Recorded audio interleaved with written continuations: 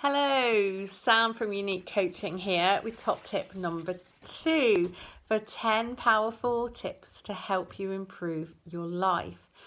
So remember, these are to help you to believe that you can achieve your dreams, help you to feel heard, help you to feel calmer and more confident, and to stop the negative self-talk, which is number 2.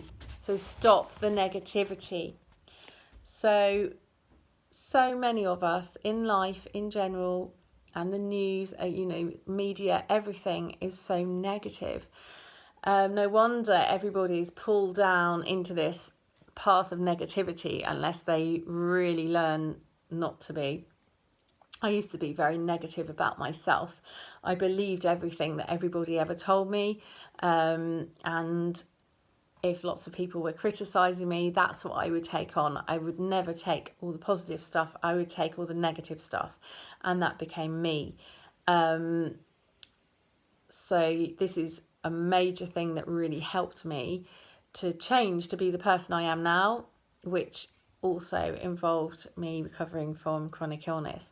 So if you start to focus on the positive and what you want rather than what you don't want, or on what's wrong. There's so many people you hear, they start moaning about this and that's going on in their lives. Focusing on the positive doesn't mean that those things don't happen. It just means that you see them in a very different way and you change your mindset over it. And so when major things do happen that aren't so good, you deal with them in a much better way. And there's always a positive to come out of a negative, which sounds a bit strange, but there's always a silver lining. Even if you can't see it at the time, afterwards you can. I will come back to that in a later tip. So one of the ways you can start filtering for positive is to start a positive diary. So each evening, if you think about your day and you write 3 things that went really well.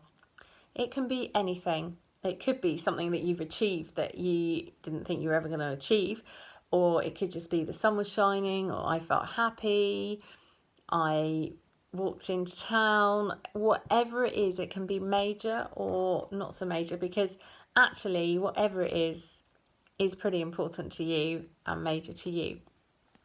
So even on a day where you think, oh, I'm having a really bad day, oh, there's nothing good happening, there's always something good.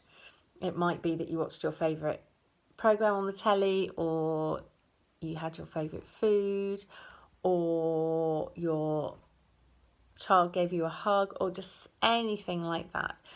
And then you can, once you start doing that, you can have a look back and see all the things that you've actually managed to achieve. And also, once you start filtering for positive, you start noticing when either you slip into negative talk and you adjust it, or when other people are negative.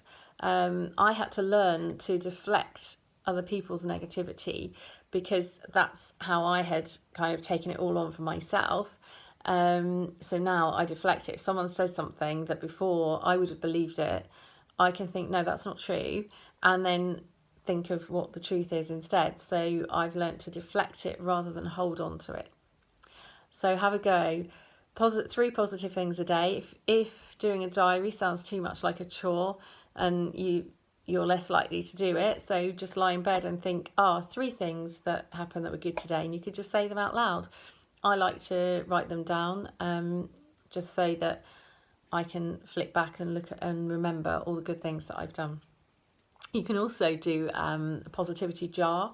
So you can have a jar and you can write them on a little bit of paper, just 1 thing or up to 3 things. And then at the end of the year, you can just rummage around the jar and you can pick things out and see all the things that you've actually achieved in that year, which is another way of doing it. If you don't want to have a diary every night, you could maybe say them out loud, and then any ones that you think, oh yeah, I'm going to put that in my jar, and then that's a really good thing to do at the end of the year to see how many good things you've done. Fantastic. I'll see you for tip number 3. Enjoy being positive.